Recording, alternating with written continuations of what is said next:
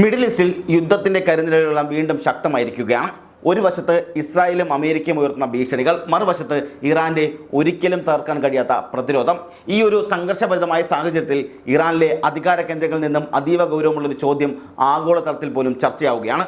Iran എന്ന കരുത്തനായ Islamic റിപ്പബ്ലിക്കിനെ പതിറ്റാണ്ടുകളായി നയിക്കുന്ന ആയത്തുള്ള അലി ഖമേനിക്ക് ശേഷം ആ കസേരയിലേക്ക് ആര് വരുമെന്നുള്ളത് ഇത് വെറുമൊരു അധികാരമാറ്റത്തിൻ്റെ ചോദ്യമല്ല, മറിച്ച് കാരണം ഇറാൻ്റെ പരമോന്നത നേതാവെന്നത് രാജ്യത്തിൻ്റെ രാഷ്ട്രീയവും സൈനികവും മതപരവുമായ സകല അധികാരങ്ങളുടെ കേന്ദ്രബിന്ദു കൂടിയാണ്. ലോകം മുഴുവൻ ഉറ്റുനോക്കുന്ന ഈ ചോദ്യത്തിനുള്ള ഉത്തരമായി ഇപ്പോൾ ഒരു പേര് വീണ്ടും ഉയർന്നു കേൾക്കുകയാണ്: അലി ലാരി ജാനി എന്നുള്ളത്. അതായത് ആരാണ് അലി ലാരി ജാനി എന്നുള്ളതാണ് പലരും ഉയർത്തുന്ന പ്രധാനപ്പെട്ട ചോദ്യമെന്നത്. പതിറ്റാണ്ടുകളായി ഇറാന്റെ നയതന്ത്ര സുരക്ഷാ രംഗത്തെ അധികായനായി അറിയപ്പെടുന്ന ലാരി ജാനി വീണ്ടും അധികാരത്തിൻ്റെ മുൻനിരയിലേക്ക് വരുന്നത് വെറുതെയൊന്നുമല്ല. രാജ്യത്തിൻ്റെ അധികാര സ്ഥിരത ഉറപ്പിക്കാനും ഏതൊരു പ്രതിസന്ധി ഘട്ടത്തിലും ഭരണ തുടർച്ച തടസ്സമില്ലാതെ മുന്നോട്ട് കൊണ്ടുപോകാനുമുള്ള ഇറാന്റെ ഒരു അതിശക്തമായ തന്ത്രപ്രധാനമായ നീക്കമാണ് രാഷ്ട്രീയ നിരീക്ഷകരെ കാണുന്നത്. കാരണം അത്രയും വലിയ നീക്കമാണ് ഇപ്പോൾ അവിടെ ഉണ്ടായിക്കൊണ്ടിരിക്കുന്നത്. ഒരു പുതിയ രാഷ്ട്രീയ അധ്യായം ഇറാനിൽ എഴുതപ്പെടാൻ പോകുന്നു എന്നതിനുള്ള വ്യക്തമായ അടയാളപ്പെടുത്തൽ കൂടിയാണിത്. നോക്കൂ, ആഗോള ശക്തികൾ മിഡിൽ ഈസ്റ്റിനെ പുതിയ യുദ്ധരേഖകളിലൂടെ അളക്കുമ്പോൾ ഇറാൻ തൻ്റെ സന്ദേശം ലോകത്തിന് നൽകുന്നത് മറ്റൊരു ഭാഷയിലാണ്, മറ്റൊരു രീതിയിലാണ്. അത് സ്ഥിരതയുടെ ഭാഷയാണ്, അത് അനുഭവ സമ്പത്തിൻ്റെ രീതിയാണ്. ആ സന്ദേശത്തിൻ്റെ മുഖവിലയാണ് ആ സന്ദേശത്തിൻ്റെ മുഖമായാണ് ലാരി ജാനി ഇപ്പോൾ വീണ്ടും അവതരിക്കാൻ പോകുന്നത്. യഥാർത്ഥത്തിൽ ആരാണ് ഈ അലി ലാരി ജാനി എന്ന് പറയുന്നത്? അദ്ദേഹത്തിൻ്റെ രാഷ്ട്രീയ യാത്ര പരിശോധിച്ചാൽ അത് ഇറാന്റെ ആധുനിക ചരിത്രവുമായി ചേർന്ന് നിൽക്കുന്നതാണെന്ന് നമുക്കിവിടെ കാണാൻ കഴിയും, മനസ്സിലാക്കാൻ കഴിയും. 1957 ഇറാഖിലെ നജാഫിൽ ഒരു പണ്ഡിത കുടുംബത്തിലാണ് ലാരി ജാനി ജനിക്കുന്നത്. വിപ്ലവാനന്തര ഇറാനിലെ പുതിയ രാഷ്ട്രീയ സംവിധാനങ്ങളുമായി വളരെ നേരത്തെ തന്നെ അദ്ദേഹം അടുത്ത് പ്രവർത്തിക്കുകയും ചെയ്തിരുന്നു. വിദ്യാഭ്യാസത്തിൻ്റെ കാര്യത്തിൽ ലാരി ജാനി ഒരു ബൗദ്ധിക വിസ്മയമാണെന്നാണ് പറയേണ്ടി വരിക. കാരണം ഗണിതശാസ്ത്രത്തിലും കമ്പ്യൂട്ടർ സയൻസിലും ബിരുദം നേടിയ ശേഷം തത്വചിന്തയിൽ ഉയർന്ന പഠനം പൂർത്തിയാക്കിയ അദ്ദേഹത്തിൻ്റെ ബൗദ്ധിക പശ്ചാത്തലം ഇറാനിയൻ രാഷ്ട്രത്തിൽ വളരെ അപൂർവമായൊരു ഒന്നുകൂടിയാണ്. സാങ്കേതികമായി കാര്യങ്ങളെ വിശകലനം ചെയ്യാനും അതേസമയം തന്നെ ദാർശനികമായ ആഴത്തിൽ വിഷയങ്ങളെ സമീപിക്കാനും കഴിവുള്ള നേതാവാണെന്നും അദ്ദേഹത്തെ വിലയിരുത്തപ്പെടുകയും ചെയ്യുന്നുണ്ട്. അങ്ങനെ അലി ലാരി ജാനി അത്രത്തോളം മികച്ച ഒരാളാണെന്നാണ് ഇറാനിലെ പലരും പറഞ്ഞു വെക്കുന്നത്. അദ്ദേഹത്തിൻ്റെ രാഷ്ട്രീയ ജീവിതത്തിൻ്റെ തുടക്കം തന്നെ പരിശോധിച്ചാൽ നമുക്ക് കാണാൻ കഴിയുക ഇസ്ലാമിക് റവല്യൂഷണറി ഗാർഡ് കോർപ്സിൻ്റെ അഥവാ IRGC എന്ന കരുത്തനായ സൈനിക വിഭാഗത്തെയാണ്. ഇറാഖ് യുദ്ധകാലത്ത് രാജ്യത്തിൻ്റെ സുരക്ഷാ സംവിധാനങ്ങൾ അദ്ദേഹം നേരിട്ട് പ്രവർത്തിക്കുകയും ചെയ്തിട്ടുണ്ട്. ആ യുദ്ധ അനുഭവം അദ്ദേഹത്തെ ഒരു കടുത്ത ദേശീയ സുരക്ഷാവാദിയാക്കി മാറ്റുകയും ചെയ്തു.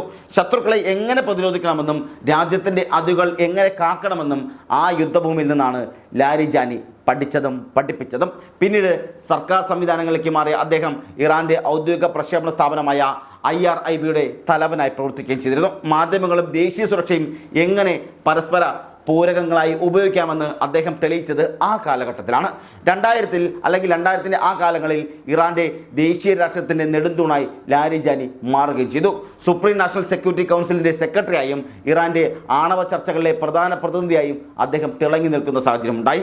പാശ്ചാത്യ ശക്തികളുമായുള്ള ആ കടുത്ത ചർച്ചകളിൽ ഇറാന്റെ നിലപാട് അണുവിട മാറാതെ സംരക്ഷിക്കാൻ ലാരി ജാനിക്ക് സാധിക്കുകയും ചെയ്തിരുന്നു. ഇറാന്റെ സ്വയം ഭരണാവകാശം അന്താരാഷ്ട്ര വേദികളൊക്കെ ഉറക്കെ വിളിച്ച് പറഞ്ഞ നേതാവാണ് അദ്ദേഹം എന്നുകൂടി പറയേണ്ടിയിരിക്കുന്നു. 2008 മുതൽ 2012 വരെയുള്ള ആ വർഷക്കാലം ഇറാന്റെ പാർലമെന്റ് സ്പീക്കറായിരുന്ന കാലഘട്ടം ഒരു വലിയ രാഷ്ട്രീയ ഏകോപനത്തിൻ്റെ കാലഘട്ടം കൂടിയായിരുന്നു. വ്യത്യസ്ത രാഷ്ട്രീയ ഭാഗങ്ങൾക്കിടയിലുള്ള ഒരു മധ്യവർത്തിയായി നിന്ന് സംവാദം നിലനിർത്താൻ അദ്ദേഹത്തിന് കഴിയുകയും ചെയ്തിരുന്നു. പ്രസിഡന്റ് തിരഞ്ഞെടുപ്പുകളിൽ നിന്നും ചില ഘട്ടങ്ങളിൽ അയോഗ്യനാകപ്പെട്ടെങ്കിലും ലാരി ജാനിയുടെ സ്വാധീനം ഒട്ടും കുറഞ്ഞില്ല എന്നുള്ളതാണ് വാസ്തവമായ കാര്യം. ഇപ്പോൾ 2025 സുപ്രീം നാഷണൽ സെക്യൂരിറ്റി കൗൺസിലിൻ്റെ സെക്രട്ടറിയായി ലാരി ജാനി വീണ്ടും വരുമ്പോൾ ഇറാൻ ഒരു വലിയ സന്ദേശമാണ് ലോകത്തിന് നൽകുന്നത്, ലോകത്തോട് വിളിച്ചു പറയുന്നത്. ഇസ്രായേലും അമേരിക്കയും ഉയർത്തുന്ന ഏത് വെല്ലുവിളിയെയും നേരിടാൻ ഇറാൻ തൻ്റെ ഏറ്റവും പരിചയസമ്പന്നനായ കരുത്തനെ തന്നെ മുൻനിരയിൽ നിർത്തിയിരിക്കുന്നു എന്നുള്ളതാണ് ആ പ്രധാനപ്പെട്ട സന്ദേശം എന്നത്. വിദേശ സമ്മർദ്ദങ്ങൾക്കിടയിലും രാജ്യത്തിൻ്റെ സുരക്ഷാ തീരുമാനങ്ങൾ ഏകോപിപ്പിക്കാൻ ലാരി ജാനിക്ക് കഴിയുമെന്നത് ഇറാന് നൽകുന്ന ആത്മവിശ്വാസമൊന്നും ചെറുതൊന്നുമല്ല. അടുത്തിടെ പുറത്തു വന്ന റിപ്പോർട്ടുകളെല്ലാം പ്രകാരം ഇറാന്റെ പരമോന്നത നേതാവ് ഏതെങ്കിലും സംഭവിച്ചാൽ അല്ലെങ്കിൽ നേതാവിന് എന്തെങ്കിലുമൊക്കെ സംഭവിക്കുകയാണെങ്കിൽ രാജ്യത്തിൻ്റെ ഭരണം തകരാതെ കാക്കുന്ന ഒരു ഇടക്കാല സംവിധാനത്തിൽ ലാരി ജാനിക്ക് വലിയ പങ്ക് നൽകപ്പെട്ടിട്ടുള്ളൂ എന്നുള്ളതാണ്. അദ്ദേഹത്തിന് ഉയർന്ന മതപദവികളൊന്നും ഇല്ലായിരിക്കാം, പക്ഷേ ഒരു പ്രതിസന്ധി കാലത്ത് രാജ്യം ഏത് വഴിക്ക് നീങ്ങണം, എങ്ങനെ പ്രവർത്തിക്കണമെന്ന് തീരുമാനിക്കാൻ കഴിയുള്ള ഒരു പൊളിറ്റിക്കൽ മാനേജർ എന്ന നിലയിൽ അദ്ദേഹത്തെ എല്ലാവരും അംഗീകരിക്കുകയും ചെയ്യുന്നുണ്ട്. ഇവിടെ നാം ശ്രദ്ധിക്കേണ്ട ഒരു പ്രധാനപ്പെട്ട കാര്യമുണ്ട്.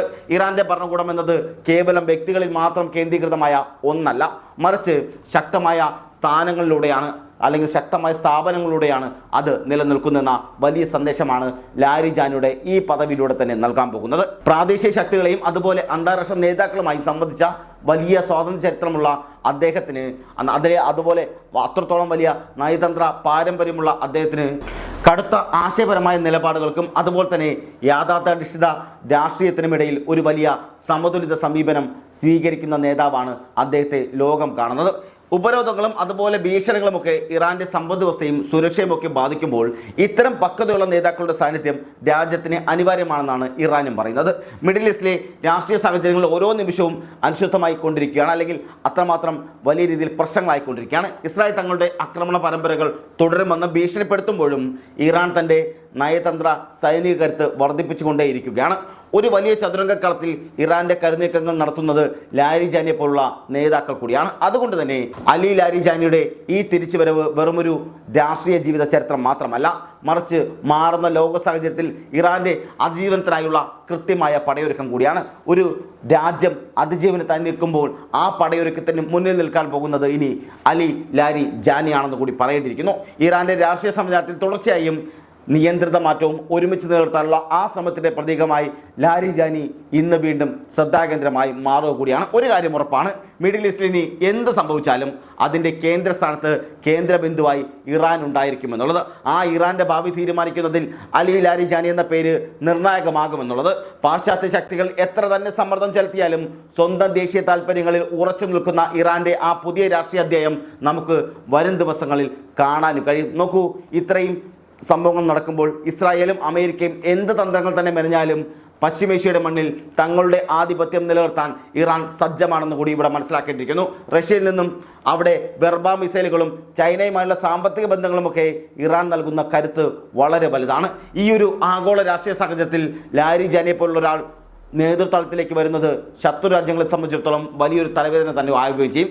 സൈനികമായും നയതന്ത്രപരമായും ഇറാന്റെ പ്രതിരോധം അത്രമേൽ ശക്തവുമാണ്. അതുകൊണ്ട് തന്നെ ഇപ്പോഴത്തെ ട്രംപ് നടത്തുന്ന ഭീഷണിയോ അല്ലെങ്കിൽ മറ്റു പലരും നടത്തുന്ന അവരൊക്കെ ആഗ്രഹിക്കുന്ന വ്യാമോഹങ്ങളൊന്നും ഇറാന് മുന്നിൽ നടക്കില്ല എന്ന് വേണം പറയാൻ. കാര്യം അത് അവർ ഒരു തീയിൽ കുരുത്ത ജനതയാണ്. അതുകൊണ്ട് തന്നെ അവരെ വെയിലേറ്റ് പാടിക്കാമെന്ന ചിന്ത ഒരിക്കലും ഉണ്ടാകേണ്ട കാര്യമില്ല. കാരണം അങ്ങനെ ആ ചിന്ത ഉണ്ടെങ്കിൽ ആ ചിന്തയ്ക്ക് 8ആയിട്ടും 16ആയിട്ടും മടക്കി പോക്കറ്റിൽ വെക്കണമെന്നാണ് ഇറാൻ അടക്കമുള്ളവർ പറഞ്ഞു വെക്കുന്നത്. കാരണം അവർ പറയുന്നത് ഇറാനെതിരെ തുടങ്ങുന്നത് നിങ്ങളായിരിക്കാം, അല്ലെങ്കിൽ ഇറാനെ ആക്രമിക്കാൻ തുടങ്ങുന്നത് നിങ്ങളായിരിക്കാം, പക്ഷേ ആ ആക്രമണം, ആ യുദ്ധം എവിടെ അവസാനിപ്പിക്കണം, എങ്ങനെ അവസാനിപ്പിക്കണം, അത് ഞങ്ങൾ തീരുമാനിക്കുമെന്നാണ് ആയത്തുള്ള അലി ഖമേനി അടക്കമുള്ളവർ പറഞ്ഞു വെക്കുന്നത്.